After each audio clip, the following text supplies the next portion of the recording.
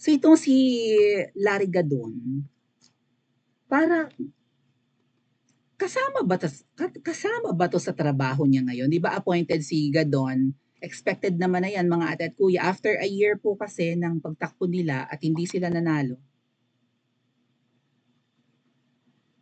Okay, sandali lang po ha. Okay, where was I?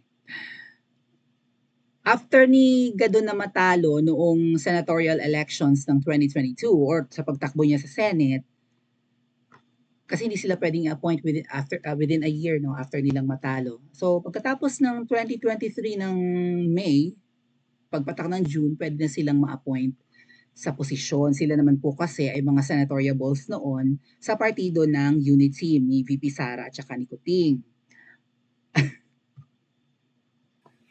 Kuting ba? Anyway, so si Spokes Harry Roque dahil nga po nagki-criticize na sa admin ni Kuting, hindi na talaga siya mabibigyan ng pwesto. Pero si Gadon, pinigil talaga niya ang sarili niya na magbatikos, hindi siya umiimik patungkol sa inflation, 'di ba? Kataka-taka na talaga si Gadon noon eh. Hindi siya umiimik sa pagmahal ng bilihin, sa 'di ba, sa mga smuggling, ganyan. Bulag-bulagan si Gadon. Alam ko naman po na si Larry Gadon ay ever loyal yan sa mga Marcoses, right? Yumaman talaga yan kasi 'di ba parang ano siya, um, corporate lawyer si Gadon eh. So malamang kliyente na niya ang mga Marcoses nung hindi pa siya nakikilala sa Philippine politics, 'di ba? O hindi pa lumulutang yung kanyang pangalan sa usapin ng politika sa Pilipinas. He was a corporate lawyer. Hindi yata siya lawyer na ano, yung mga sa crime. So ang mga corporate lawyers, mga ate at kuya, kung nire-represent mo yung mga korporasyon na yan at mga taong big time, ay talagang nagkakamal ka nga naman ng matinding salapi. Now, hindi ko pa nababanggit sa inyo mga ate at kuya, meron naman po akong encounter or supposed encounter with Larry Gadon. Ito yung sinasabi ko kanina dito sa backup channel natin habang di pa tayo nagsisimula. Na ako, kasama ang isang teacher from the US, hindi ko lang alam po kung supporter pa to ni Kuting, pero maka Duterte yun eh. May isa kaming na-meet na teacher na umuwi galing US at gustong-gusto pong ma-meet si Attorney Larry Gadon. And then, meron din pong isang vlogger from Hong Kong, baka kilala nyo nga yan. Bigyan ko kayo ng clue, hindi ko alam, pero loyalista po talaga ito. Friend ko rin, ewan ko, baka loyalista. Feeling ko loyalista pa siya hanggang ngayon, no? Nagbubulag-bulagan na rin. Good luck na lang talaga. Kasi taga-norte yun eh. Clue, isa siyang tomboy na vlogger from, sige nga, i-comment sa comment section kung kilala nyo. T-Bird po siya na vlogger from Hong Kong. Meron siyang tindahan sa Hong Kong. Kaibigan ko yan. We were supposed to meet Attorney Larry Gadon sa BGC or at least near BGC, di ba? Taguig, ganyan. Ako, sino pa yung kasama ko? Isang vlogger na ayaw na ngayon mag-vlog ng politics. Nag-vlog na lang siya about food. Nasa abroad na rin kasi naramdaman niya na delikado ngayong bumanat. Hindi na siya ngayon nag-vlog about politics. So, umiwas na. Doon ako nagtataka sa mga vloggers nga. Sabi ko, bakit? Ay, ang nanalo naman, yung sinuportahan naman namin, ba't ayaw na nila mag-vlog? Ay, halata pala nila na mga manog pala yung mga yan. Mga ganun ba?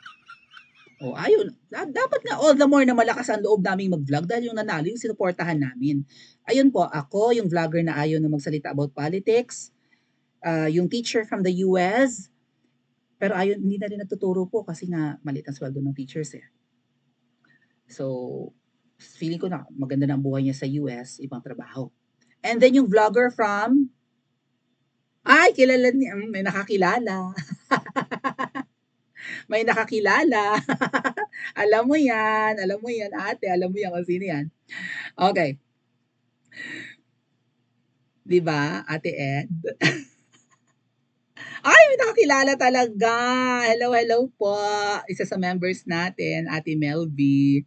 So, ano ba siya? Loyalista pa rin? Loyalista pa rin siya. Anyway, kasama ko siya at hindi nila ako pwedeng sabihin sinungaling mga ate at kuya. Mamaya yung sikreto ni Gadon, pero isi-share ko lang sa inyo yung experience ko with him na hindi ko nga na-experience actually. So kasama yung vlogger na yan at pwede lang sabihin ko nagsisinungaling ako dito kasi saksi siya dyan. Also, sino pa? Si Yon yung vlogger ng Hong Kong, vlogger na ayaw na mag-make, teacher, and si Attorney Glenn Chong nandun. We were supposed to meet. Doon ko nga unang na-meet si Attorney Glenn Chong. Nag-vlog ako niyan. Estudyante pa ako noon. Kung kilala na ako ng, yung mga matatagal ng Mawi niyan, kilala na, alam nila yan. Bago-bago akong vlogger noon. Bago, like, first time ko lang noon, actually, nauna ko ngang ma-meet si Attorney Glenn Chong yata before Banat Bay, eh. Diba? So, and Miss Mocha. So, ang imi-meet namin noon, there in Taguig or in BGC, was Attorney Larry Gadon. Hindi siya sumipot. Pero mo, bakasyonista from the US yun, tatagpuin niya. Tapos, vlogger from Hong Kong, vlogger ako na nagsisimula, may vlogger na nauna sa akin na OFW, na ayaw na mag-vlog ngayon, food vlogging na lang ang ginagawa, although supporter ni Kuting, and Attorney Glenn Chong. Hindi kami sinipot, mga tet kuya. Alam niyo ba kung gaano kadelikadong lumabas si Attorney Glenn Chong noon? Ingat na ingat si Attorney Glenn Chong. May mga bodyguards din si Attorney Glenn Chong kasi panahon yun na nakikipaglaban siya sa Smartmatic tsaka kina Carranza, yung police, yung general, na ang alam ko ay nasa parang witness protection thingy-thingy, if not, mga ganon, si Attorney Glenn Chong. Meron siyang parang, ang tawag doon, para sa mga witness ba na bahay? Nalimutan ko na yung term. Maalala ko yung mamaya. So, lumabas si Attorney Glenn Chong noon para magsama-sama kami. And alam niyo, ilag na ilag kami kasi may mga umiikot sa lugar kung saan kami nag-meet eh. May mga nakita akong maano talaga, yung tingin nila matalim eh. So kabadong-kabado kami for Attorney Glenn Chong noon na baka mabangbang nga dahil ang kanyang kalaban, di ba, yung nagpatsugi sa kanyang aide na si Richard Santillan. Mainit yung usapin noon. Hindi kami sinipot ni Attorney Larry Gadon. Tapos ang sabi, ba't parang ganon? Sino naman niya? Para saan? Parang ganon. Ba't ko naman sisiputin na? May pagkasuplado nga yan. So anyway, this deadma sa experience kong yan, at sabi nga ni Miss Marlica, suplado naman talaga. At mga snob naman yung pamilya. Kasi nga mayaman yung mga yun eh. No, nagkamal naman ng, siguro nasa upper class yung mga yan. Corporate lawyer ba? But anyway, pag-usapan natin yung sekreto na, or nadulas lang ba siya, or nautusan siya, or ano ba ang, bakit ganito? Ano to mga paninindigan mo, Attorney Larry Gadon, na iba yata ang timpla mo ah. Kasi, payag siya, di ba yung tchatcha na yan mga ate at kuya, ang plan nila dyan ay, eme-eme na economic provisions. Babaguhin lang yung 60-40 na yun na matagal na dapat binabago yan. Payag naman kami dyan eh. Hindi kami anti-tchatcha. Ang antay kami ay yung gustong magpa-tchatcha.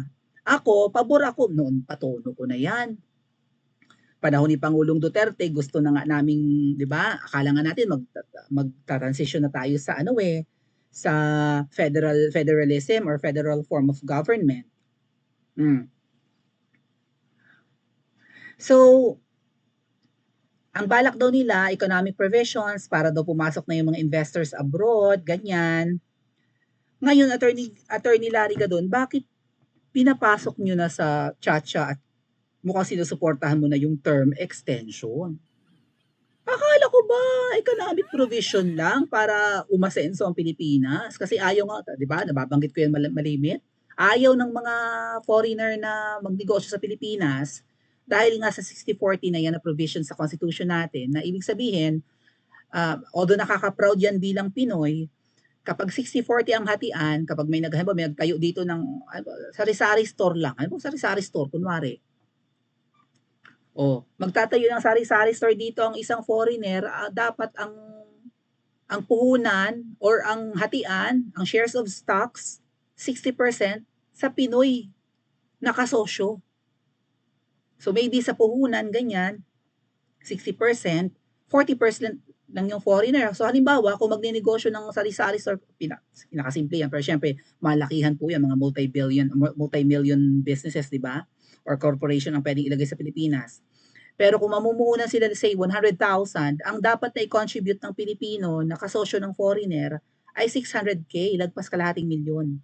Ang magiging contribution lang ng foreigner is 400K. Maganda rin nga naman kasi maliit lang yung ipupuhunan, magkakanegosyo na siya sa Pilipinas, pero meron siyang partner na Pinoy. But the thing is, maliit lang yung puhunan ng foreigner, tapos pagdating naman sa hatian, sa kikitain, ay di maliit din yung share niya. Ay, Diyos ko, gusto nga ng foreigner na kumita ng maganda, total malaki ang market ng Pilipinas, maraming tao sa Pilipinas, 110 million tayo mahigit. So kahit anong negosyo sa Pilipinas, pwedeng mag-boom, pero maliit yung kikitain ng foreigner. And also, yan yung isang sagot mga ate at kuya kung bakit ang mga mayayaman sa Pilipinas ay lalong yumayaman at tayong mahihirap lalong naghihirap. Bakit? Sa 60-40, yung konstitusyon nga ni Cory ang nagpapahirap sa Pilipinas. Sa 60-40 pa lang na yan, sino ba ang pwedeng maging ka-business partner ng foreigner? Na pinagyayaya ni Kuting, hindi naman natutuloy, puro pledges lang. O, yabang na yabang pa, di ba? Na pag uwi niya, may mga bit-bit siyang wala kang bit-bit. Ang bit-bit mo'y pangako lang na hindi naman tumutuloy. Okay? O, sino ang pwedeng maging business partner ng mga ini-invite ni Kuting? Eh di yung mga billionaires din sa Pilipinas, mga oligarchs, yung mayayaman lang. Sino ba ang pwedeng makapagpuhunan ng 60% ng actual na, say may magtatayo dito ng electronics company, tapos 1 billion ang dapat ipuhunan. Say magtatayo dito ng Apple, yeah, right? Apple, uh, mga ganyan. Apple spare parts electronics company, or maybe magtatayo dito ang Boeing ng kanilang, 'di ba, branch or whatever. Ang Ay, sabi ng foreigner, teka muna, pag nagnegosyo ako sa Pilipinas, 40% lang yung akin. Okay, maliit ang aking puhunan. Pero maliit din nakikitain ko. What's the use? Gusto nilang alisin yan ngayon. Yan ang kanilang pautot. But, ngayon, ayan, nagiging halata na ang sigadon ay pinopropose at payag na bukod sa economic provisions, isama rin po yung pagbabago sa term ng mga politiko sa pag-upo. Yung, di ba mga mayors, ganyan?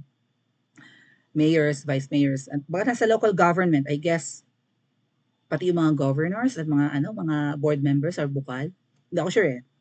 But sa mga mayoral position po, 3 years lang ng 3 years. After 3 years, re-election na ulit. Oh, ay gagawin na rin 6 years. Which is, tama nga naman para bawas siguro sa gastos sa pag-elect natin, nag-election tayo na nag-election every 3 years, di ba? May local elections after 3 years ng national elections. Ang national elections po ay every 6 years lang, yung 2022, and then ang susunod yan 2028. Pero itong paparating na taon, yung 2025, local elections. So magastos kasi every 3 years may elections. Maganda naman to, pero syempre sumisip-sip lang yata si Gadon sa mga local government para mapalapit naman kay Kuting, kay Jahas at sa gobyerno ni Kuting. Ang mga hindi pa nila supporters na mayor, ay talaga ba, i-extend tayo ng 6 years? 6 years na, Anes, kamkaman blues ite. So, anong sabi dito sa post, mga ate at kuya?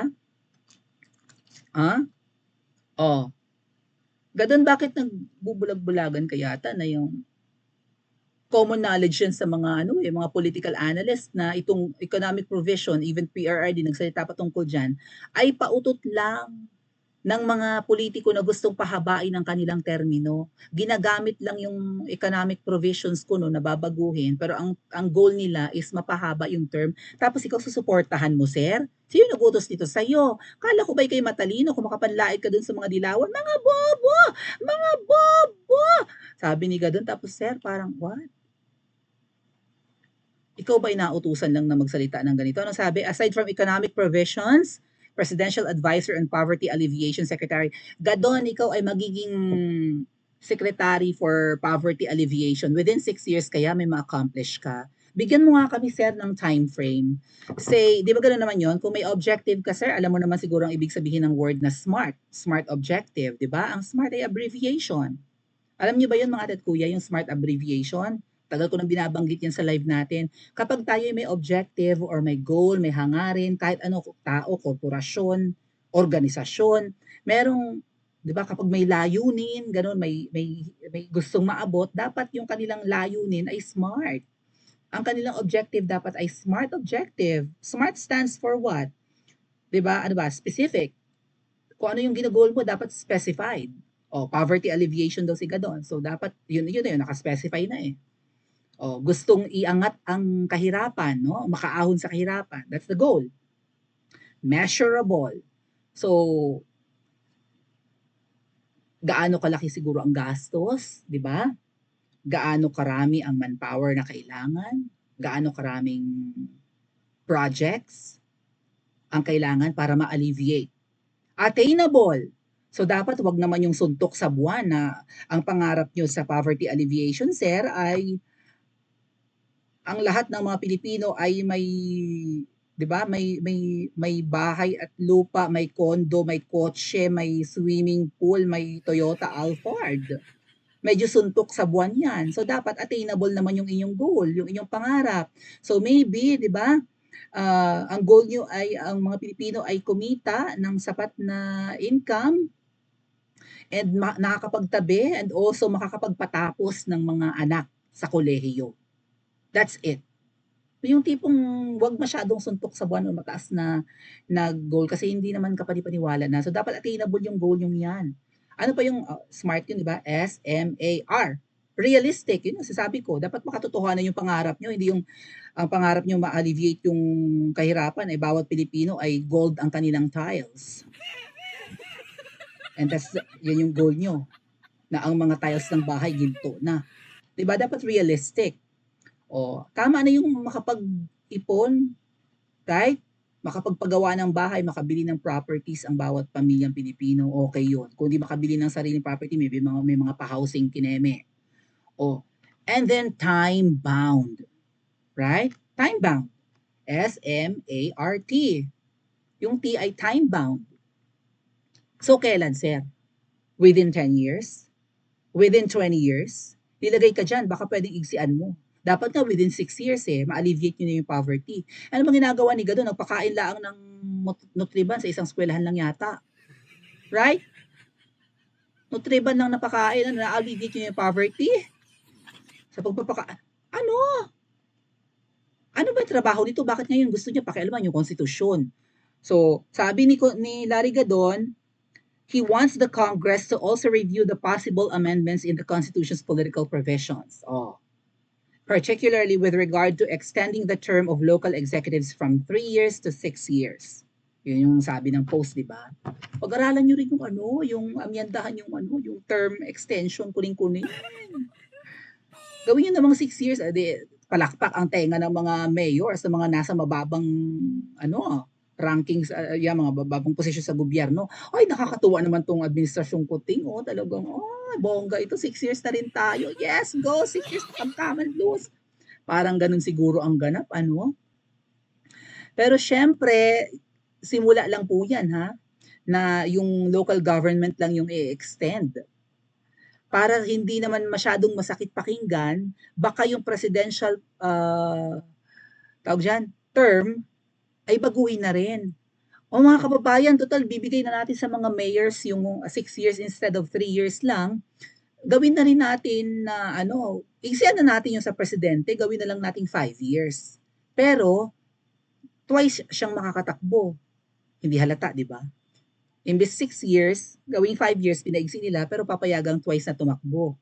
Hindi naman sinasabi na twice maging presidente, pero twice tumakbo. So, syempre, mananalo si Kuting niya. Nanalo nga nitong 2022 Ang kalalabsan na-extend pa rin yung term ng presidente. Instead of 6 years, kasi yan ang sinasabi ng konstitusyon ngayon, at sinusunod din sa buong Pilipinas, yung saligang batas na yan, di ba, 6 years ang dapat ang term ng presidente, at hindi siya pwedeng ma-re-elect or tumakbo ulit. So, may posibilidad na maging 10 years. Gadon, within 10 years kaya, ma-alleviate mo ang kahirapan ng Pilipinas?